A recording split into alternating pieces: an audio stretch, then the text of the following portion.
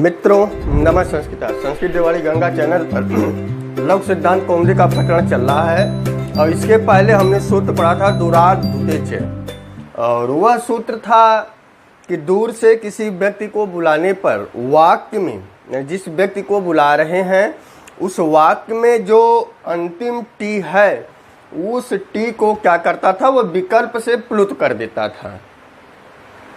तो आप उस सूत्र को या उस वीडियो को देखिएगा, उसमें यही चीज़ें बताई गई हैं कि जैसे आगच्छ कृष्ण, तो कृष्ण के ड़कारो उत्तरवर्ती जो आकार है, बता ड़ के बाद ड़ में जो आकार है वह टी है। उसी टी भाग को क्या करता था, दुराधुते च सूत्र प्लुत कर देता था। और उस प्लुत करने के बाद उसका प्रयोजन क्या है, उसका फल क्या है, वह अग्रिम सूत्र में बताया जाएगा। और हमारा अग्रिम सूत्र है प्लुत प्रगृहा अचि नित्यम, कि प्लुत और प्रगृह अचि अर्थात यह सप्तमी विभक्ति है, तो जो सप्तमी विभक्ति से निर्दिष्ट होता है उसके पूर्व में ही संधि कार्य आदि होते हैं। तो प्लुत प्रगृह अचि नित्यम, कि प्लुत और प्रगृह के बाद यदि अच हो तो वहाँ पर नित्य क्या होता है, प्रकृति भाव संधि होती है। एते अच माने कि प्लुत और प्रगृह के बाद यदि अच हो तो वहाँ पर क्या हो जाए, स्वी माने होवे, शिव दिया है, होवे प्रकृति भाव संधि। क्लियर है। इसका एक उदाहरण लेते हैं कि जैसे वह उदाहरण आपको इसके पूर्व के वीडियो में मिला होगा कि आगच्छ कृष्ण, आगच्छ कृष्ण अत्र गौश्चरति, हे कृष्ण यहाँ आओ। क्या दिया है, हे कृष्ण यहाँ आओ, अत्र गौश्चरति, गायें यहाँ पर चर रही हैं, जो गाय है यहाँ पर चर रही हैं। तो उस प्लुत का प्रयोजन क्या था, पाणिनि महोदय ने दुराधुते से उसका प्लुत क्यों किया, तो अग्रिम सूत्र आकर यही बताया कि जो प्लुत होगा, जो प्रगृह होगा, तो प्लुत की चर्चा उन्होंने कर दी, प्रगृह की चर्चा इसके बाद वो करेंगे। अभी यहाँ पर बता रहे हैं कि जो प्लुत है, प्रगृह है, यदि उसके बाद कोई अच स्वर आएगा या अच वर्ण आएंगे तो वहाँ पर नित्य प्रकृति भाव संधि होगा। प्रकृति भाव संधि का अर्थ होता है कि संधि अभाव, अर्थात जहाँ पर संधि का अभाव हो, जैसा संधि विच्छेद में लिखा गया है उसी स्थिति में ही रह जाना ही प्रकृति भाव संधि कहलाता है। तो आगच्छ कृष्ण अत्र गौश्चरति, हे कृष्ण यहाँ आओ, गायें यहाँ पर चर रही हैं। तो यहाँ पर देखा गया कृष्ण में जो अ है यह दुरात धुते किस सूत्र से, दुरात धुते सूत्र से कृष्ण में जो ड़ के बाद अ है वह क्या है, टी है। और टी का उन्होंने क्या बताया था दुरात धुते सूत्र से, कि यहाँ पर जो है क्या हो जाएगा, प्लुत हो जाएगा। जब प्लुत हो जाएगा तो इस सूत्र से क्या हो जाएगा, यहाँ पर प्रकृति भाव संधि हो जाएगी। तो यहाँ कहने का अर्थ यही था, कहीं पर आगच्छ कृष्णात्र गौश्चरति आप रूप न बना दें, आगच्छ कृष्णात्र गौश्चरति ऐसा रूप न बना दें, क्योंकि दुराधुते च सूत्र वैकल्पिक था। तो यहाँ पर दो रूप बनेंगे, यहाँ पर दो रूप बनेंगे। यदि हम इसको दूर से संबोधन नहीं मानेंगे तब तो कृष्णात्र बनेगा। यदि दूर से संबोधन मानेंगे, यदि दूर से उसको बुलाना हुआ समझेंगे तो आगच्छ कृष्ण अत्र गौश्च चरति। तो यहाँ पर यह ड़ का कारवार क्या है, प्लुत है। तो यहाँ पर कभी भी जो है संधि कार्य नहीं होंगे। आगच्छ कृष्ण अत्र गौश्चरति, हे कृष्ण यहाँ आओ, गायें यहाँ पर चर रही हैं। तो यहाँ पर कृष्ण में जो अ है और आगे भी अ है, तो आपको सूत्र पढ़ाया गया अक सवर्णे दीर्घ, कि अक के बाद अक होने पर यथा सवर्ण के बाद सवर्ण होने पर क्या होवे, एक पूर्व परयो दीर्घ आदेश साथ पूर्व और पर के स्थान पर क्या हो जाता है कि दीर्घ आदेश होता है। तो यहाँ पर दीर्घ आदेश होकर कृष्णात्र बनेगा, लेकिन जब यह संबोधन का होगा, लेकिन अगर वह दूर से नहीं बुलाया जाएगा तब। यह वक्ता की दृष्टि के ऊपर है या वक्ता के कथन के अनुसार है। यदि कृष्ण पास में ही है कि आगच्छ कृष्ण अत्र गौश्चरति, ऐसा वह उच्चारण करेंगे तब तो यहाँ पर कृष्णात्र होगा। दोनों में संधिकार हो जाएंगे, क्योंकि दूरात से उसे नहीं बुलाए, दूर से नहीं बुलाएंगे। लेकिन आगच्छ कृष्ण अत्र गौश्चरति इस प्रकार से उच्चारण करेंगे तब यहाँ पर जो है वह कृष्ण का अकार में जो आकार है वह जो है दुराधुते से प्लुत हो गया। प्लुत होने के कारण यहाँ पर संधि कार्य नहीं होंगे, प्रकृति भाव संधि होगी। और प्रकृति भाव जब संधि होगी तो जैसा रूप था वैसा ही रूप रहेगा। तो प्लुत प्रगृह अच नित्यम एते अच प्रकृत्यासु, कि ये दोनों जो प्लुत और प्रगृह हैं, यदि इनके बाद अच आने पर, तो कृष्ण में जो अ है वह प्लुत है, उसके बाद अत्र का जो आकार है वह आ रहा था, तो यहाँ पर दीर्घ संधि हो रही थी। लेकिन इस सूत्र के अनुसार और दुराधुते के अनुसार यहाँ पर जो संधि कार्य नहीं हुए। तो आगच्छ कृष्ण अत्र गौश्चरति ऐसा रूप बनेगा। यदि यह वैकल्पिक रूप है, जब दुराधुते सूत्र नहीं लगेगा तो यहाँ पर हो जाएगा अत्र कृष्णात्र गौश्चरति, गौश्चरति, यही रूप बनेगा। ये दो रूप यहाँ पर बनेंगे। तो आपको जब कभी ग्रंथ पढ़ेंगे तो ऐसे ऐसे रूप आपको मिलेंगे कि कृष्ण और अत्र में यहाँ पर संधिकार क्यों नहीं हुए। तो इन्हीं सब चीज़ों की सिद्धि के लिए यहाँ पर ऐसी चीज़ें लिखी गई कि अगर कहीं पर आगच्छ कृष्ण अत्र गौश्चरति लिखा तुरंत हमें समझ जाना चाहिए तो कृष्ण जो है वह व्यक्ति कहीं दूर खड़ा हुआ है। क्लियर हो गया। तो यह सूत्र केवल क्या किया कि प्रकृति भाव संधि करता है। प्लुत प्रगृह अच नित्यम दुरात धुते संबोधने से क्या करता था कि वाक्य के अंतिम टी को प्लुत कर देता था दूर से बुलाने पर। अब हम अग्रिम सूत्र की तरफ बढ़ेंगे, क्योंकि इस सूत्र में प्लुत की चर्चा की गई और प्रगृह की चर्चा की गई। अब आगे जितने भी सूत्र आएंगे 2-4 वह सब क्या होंगे, प्रगृह संज्ञा करने वाले सूत्र होंगे। तो अब प्रगृह सूत्र को जानने के लिए चलते हैं हम अगले सूत्र में। हमारा जो अग्रिम सूत्र है ईदु दे द्विवचनम प्रगृहम, ईत का, ऊत का, एत का, लेकिन वह कहाँ का हो, द्विवचन का हो तो उसकी क्या होती है, प्रगृह संज्ञा होती है। क्या क्या है इसमें, ईत, ऊत,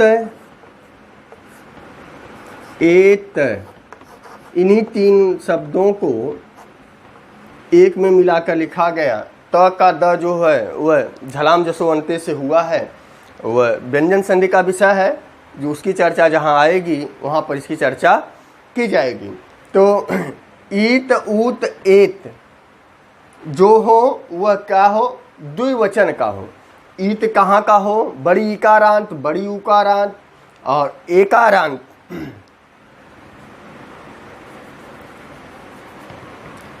एत, एकारांत, यह शब्द कहाँ के हों, यदि वह द्विवचन के हों तो उनकी क्या होती है, प्रगृह संज्ञा होती है। तो अब ईत, ऊत, एत क्या हो, द्विवचन में हो, अर्थात शब्द के अंत में यदि बड़ी ई हो लेकिन वह बड़ी ई कहाँ का हो, द्विवचन का हो। ऊत है शब्द के अंत में हो लेकिन वह शब्द में ऊ कहाँ का हो, द्विवचन का हो।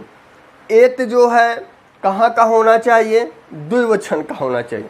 तो इसको उदाहरण के माध्यम से समझेंगे।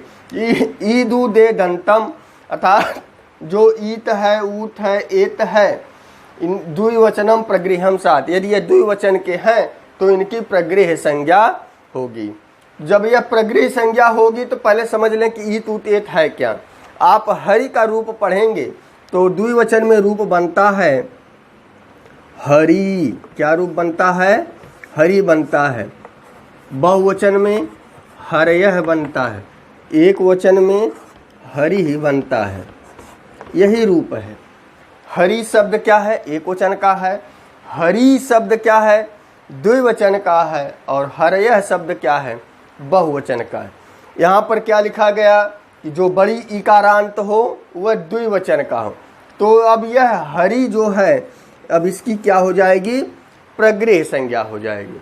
इसी तरह विष्णु का ले लेते हैं, विष्णु, और उसके बाद विष्णु, विष्णवः,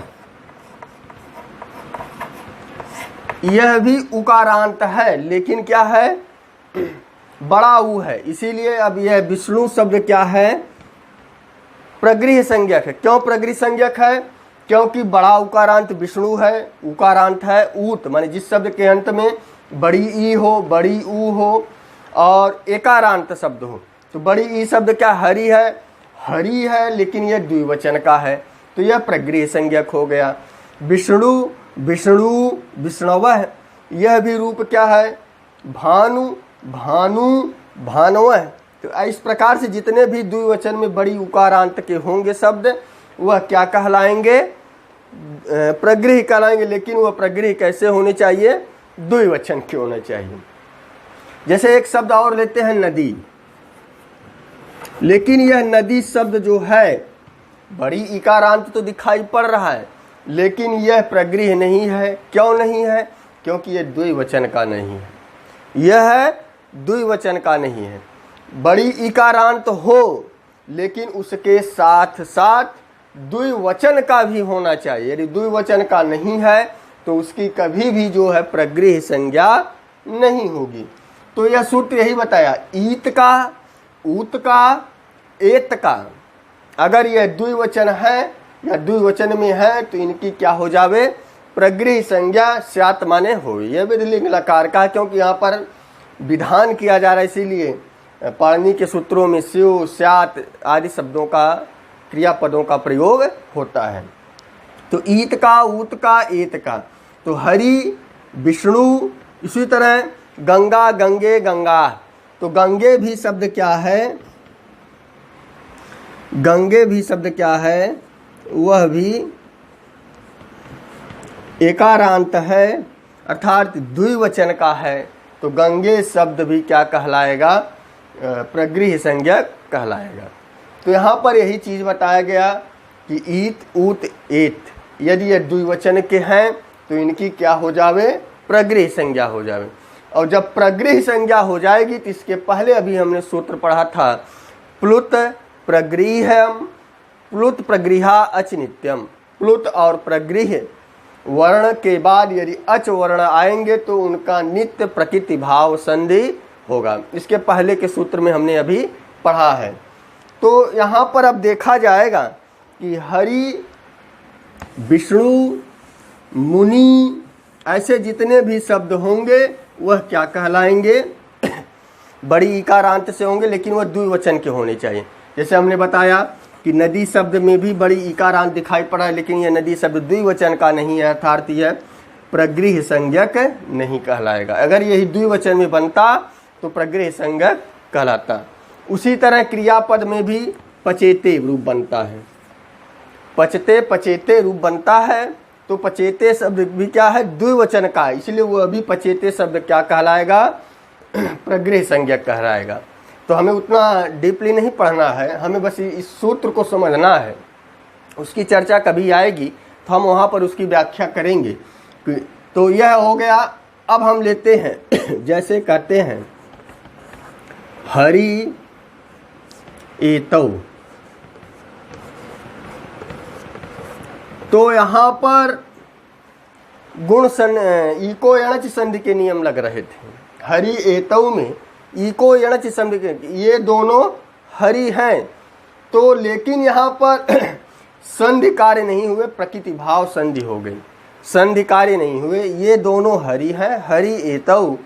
तो ई के बाद ए आ रहा था, ई को एणच के नियम लग रहे थे, लेकिन क्यों नहीं लगा? प्लुत प्रगृहा अच नित्यम से यहाँ पर प्रगृह संज्ञक हरि था, तो इसीलिए हरि शब्द प्रगृही संज्ञक होने के कारण संधि कार्य नहीं हुए, संधि का अभाव हुआ और जैसा रूप था वैसा रूप रह जाएगा। तो क्या बनेगा? हरि एतौ बनेगा। क्लियर है? उसी तरह एक शब्द लेते हैं विष्णु इमौ, अयम इमौ, यह रूप बनता है, मकारांत है, तो अयम इमौ द्विवचनांत है। तो विष्णु इमौ, यहाँ पर भी जो है अन्य संधियों के नियम लग रहे थे, लेकिन प्लुत प्रगृहा अचिनित्यम सूत्र के द्वारा विष्णु शब्द जो है प्रगृह होने के कारण यहाँ पर संधि कार्य नहीं हुए। जब संधि कार्य नहीं हुआ, प्लुत प्रगृहा अचिनित्यम से प्रकृति भाव संधि होकर क्या रूप बना? विष्णु इमौ ही रूप बनेगा। प्रकृति भाव हम बता दें कि संधि विच्छेद में जैसा स्वरूप होता है उसी स्वरूप में रह ही जाना क्या कहलाता है? प्रकृति भाव संधि कहलाता है, माने संधि का वहाँ पर अभाव हो जाता है। और तीसरा हमने उदाहरण दिया था गंगा का, और गंगा का उदाहरण जो था वह लिखा गया था गंगे, गंगे अमु, ये दोनों गंगाएं हैं, तो गंगे अमु। तो यहाँ पर गंगे में जो ग में ए दिखाई पड़ रहा है, यह द्विवचन का रूप है। द्विवचन का रूप होने के कारण, एकारांत होने के कारण ईत ऊत एत, ई दू देत, तो ईत का, ऊत का, एत का, तो यहाँ पर एत दिखाई पड़ रहा है, इसीलिए यह द्विवचन का है। यहाँ पर इसकी प्रगृह संज्ञा हो गई, और जब प्रगृह संज्ञा हो गई तो यहाँ पर भी संधि कार्य नहीं हुए, तो क्या रूप बनेगा? गंगे अमु बनेगा। क्लियर हो गया? विष्णु इमौ, यहाँ पर उ का व आदेश होना चाहिए था, नहीं हुआ। क्यों नहीं हुआ? क्योंकि विष्णु शब्द क्या है? प्रगृह संज्ञक है, अर्थात बड़ी ईकारांत, बड़ा उकारांत या ईकारांत, उकारांत, एकारांत यदि यह द्विवचन में हो तो उनकी क्या होती है? प्रगृह संज्ञा होती है। तो कहीं आप ऐसा अनिष्ट रूप न बना दें, इसीलिए इसके पहले पढ़ा गया प्लुत प्रगृह अचिनित्यम। तो प्लुत करने का फल क्या है? प्रगृह करने का फल क्या है? यह इसीलिए बताया गया कि प्लुत और प्रगृह आखिर हम किए, तो जब यह प्लुत और प्रगृह हम लोगों ने कर लिया तो अब आगे क्या फल मिलेगा कि कहीं पर अगर उसके बाद अचि आएगा तो हम वहाँ पर संधि कार्य नहीं करेंगे। क्लियर हो गया? और ईद ईत ऊत दे द्विवचनम प्रगृहम, यह बहुत इम्पॉर्टेंट सूत्र है, बड़ी परीक्षाओं में यह पूछा जाता है कि विष्णु इमौ में संधि है, तो आपका जवाब होना चाहिए प्रकृति भाव संधि है। वीडियो कैसी लगी कमेंट बॉक्स में अवश्य बताएं। हाँ, कुछ अगर पूछना हो तो कमेंट में लिखें, उसका जवाब आपको हम देने का प्रयास करेंगे। और यदि इस चैनल पर नए हैं तो चैनल को सब्सक्राइब कीजिए, अपने मित्रों को शेयर कीजिए, यदि वह संस्कृत प्रेमी है तो ही उन्हें शेयर कीजिए, अन्यथा की स्थिति में आप शेयर ना करें, क्योंकि उनके पास शेयर करने का कोई मतलब ही नहीं रह जाएगा। तो बस आज के लिए इतना ही। नमः संस्कृताय, शुभ संध्या, शुभ रात्रि।